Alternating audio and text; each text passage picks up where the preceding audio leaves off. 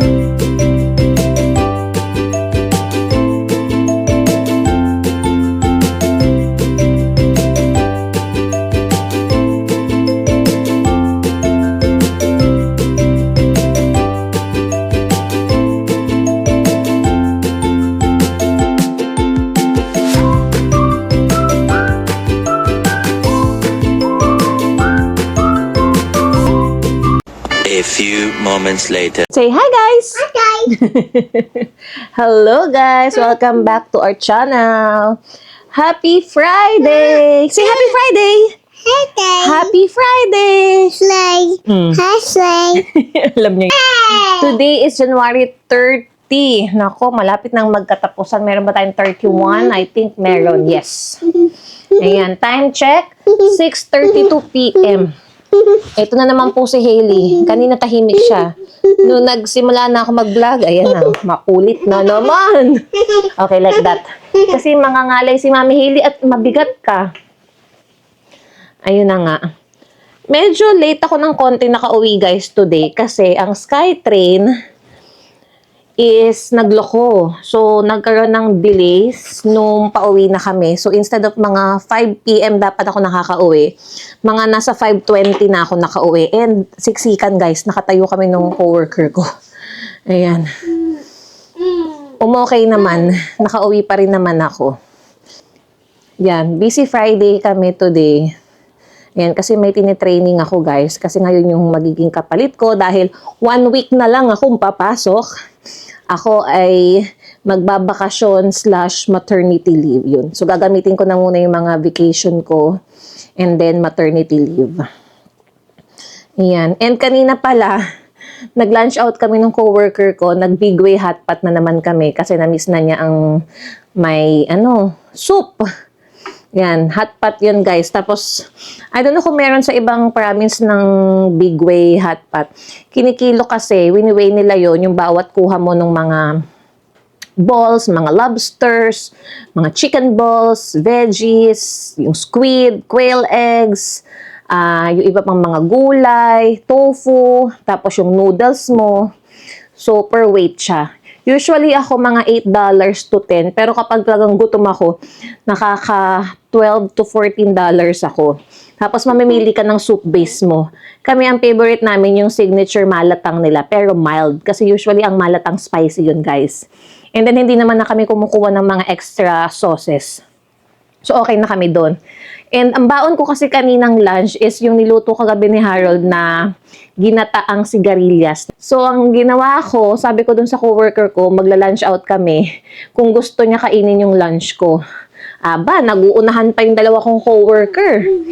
So nag-share sila. Sila kumain ng lunch ko. Yung rice ko, white rice, and then yung ginataang sigarilyas. So nasarapan naman sila.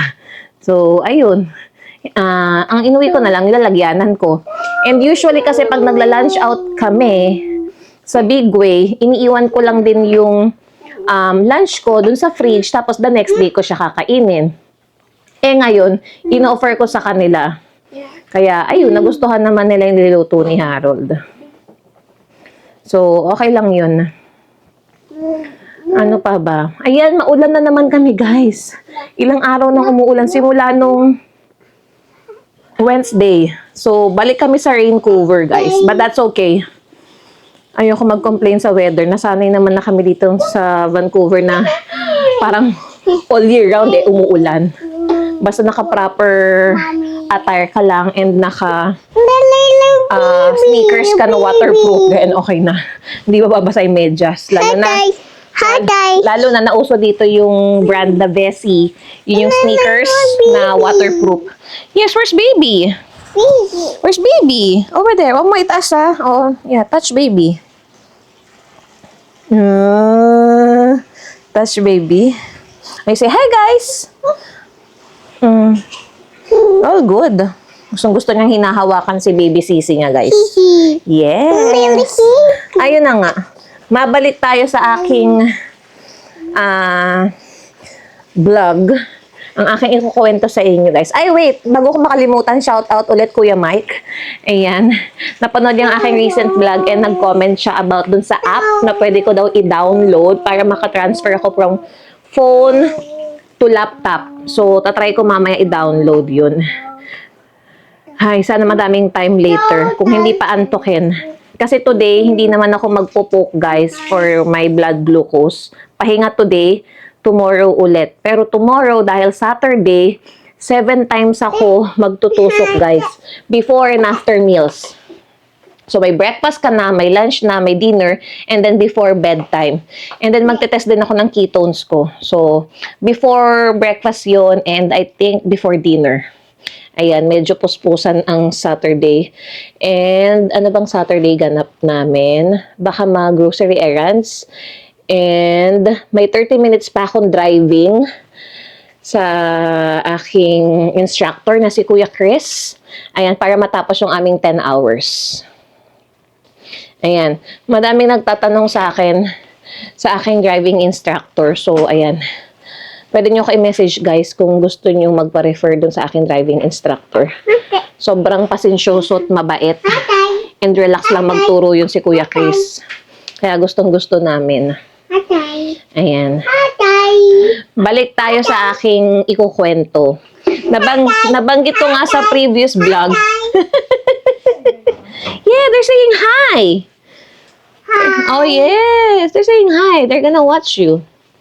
Mabalik tayo sa aking kwento, guys. Diba? From the previous vlog, sabi ko, ikukwento ko na yung aking scheduled cesarean section.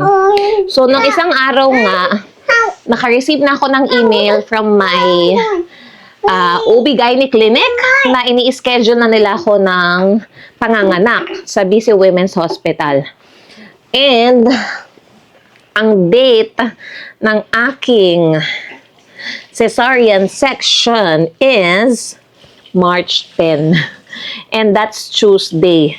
Ang oras niya is 2:30 p.m. Pero pinapapunta na kami ng ospital bandang 12:30 p.m. So, 2 hours before, pumunta na daw kami doon. And nag-send sila sa akin ng PDF form nung, ang tawag dito, handout. So, ito yun, guys, pinrint out ko. Pakita ko sa inyo. So, ayan.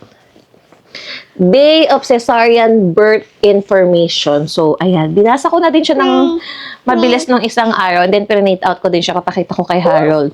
So, itong handout nito is very useful para sa amin, para makapag-prepare sa araw ng aking panganganak. Hi! So, parang meron akong almost 1 month na bakasyon or nesting period bago manganak. Kasi, Feb 6 ang last day ko, and then Feb 9 nga yung pinaka-start ng vacation. And then,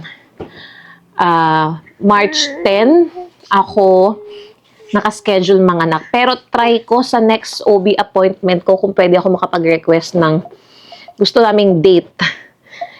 Kasi parang gusto kong date is March 8. March 8 ako manganak. I don't know kung uubra sa aking OB or talaga magi-stick kami sa March 10. Which is okay lang naman kahit March 10. Gusto ko lang ng 8 kasi si Hailey 28. Parang lucky number. Infinity. Ayun si Lolo. Tingnan mo na may buhok mo, Hailey. Ang gulo-gulo. March 8 sana kasi nga infinity. Kasi yung wedding anniversary namin is December 28. So, let's see kung uubra. Para sa akin, ang handout na to ay napaka-useful. So, 8 pages lang naman to. Sabi lang dito sa umpisa niya, We hope that this handout helps to answer your questions. We look forward to seeing you on the day of your baby's birth. O, diba? Tapos yung next page, nakalagay lang dyan, before your cesarean birth. Consent form, yung mga blood works, tapos getting ready for your cesarean birth. So, ayan, maraming nakasulat. Tapos, eating and drinking restrictions. Yan. And the day before your cesarean birth. So, dami.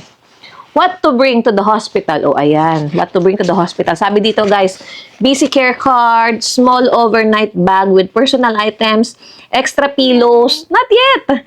Extra pillows. And then sabi, please leave large items such as luggage or the baby car seat in your car until after you have been moved to the postpartum ward. So, ayun. And then next, the day of your cesarean birth. Ayan, arrival at Busy Women's, getting ready for surgery, surgical safety checklist. Ayan, ang dami. The nurse will, ang daming tanong dyan. Ay, ang dami palang mga asked about your general health, blah, blah, blah. Tapos, ine-explain din nila, kapag nasa operating room ka, anong ma-expect mo. And then, eto pa, in-explain din nila dito yung, you may see the following people in the operating room. Nurses, doctors doing the surgery, who is called obstetrician, assisting doctors and medical students, doctor who manage your pain, who is called an anesthesiologist, and your baby's doctor, who is called pediatrician.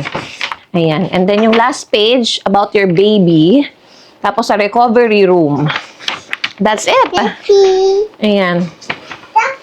Galing eh, no? May ganito silang binibigay. Pero last, yeah, nung kay Hailey kasi, alam ko wala akong ganito kasi hindi ko naman alam kung normal ako or CS. So, ang naalala ko kay Hailey noon, kami mismo tinawagan ng Busy Women's para mag-check-in na, guys. Kasi nga, ang dami ko ng water dito sa aking tiyan. Parang hydramuse. Yan. Too much water and then kailangan na nila akong i-induce. So, sila na yung tumawag sa akin. Parang 25? Parang 3 days before ako manganak eh. Yun na yun. Kasi ang due date ko talaga kay Hailey is dapat October 30 or 31. So, nauna na si Hailey, October 28 siya lumabas. Through cesarean section. Emergency pa yun, guys. Kasi nag-labor pa ako ng 48 hours, which is 2 days. Tapos, hindi ko naman nakayang maire si Hailey. So, nagbigay sila ng option sa akin nga ng i-forceps delivery ba or mag-emergency cesarean section. So, pinili namin yung cesarean section. Kaya, ayun, 9:18 a.m. lumabas si Hailey. Yan, that's October 28. And kasama ko si Harold naman sa operating room. Yun yung time na may sakit din si Harold. Nasaktuhan. Mommy? Yes. Mommy? Yes, Hailey? Yes, baby? Yes, baby? Mwah! Mwah! Kiss mommy. Mwah! Love you. That's it, guys. Mommy? Hi. Ano bang aking nararamdaman? Hindi ko ma-explain. Na-excite, kinakabahan. Parang ang dami ko pang gagawin sa almost 1 month ang aking nesting. Marami pang planong gawin. Kailangan ko pang ipati training tong bottom to. Kailangan pa natin i-sort out yung mga newborn clothes again. Yung mga bottles.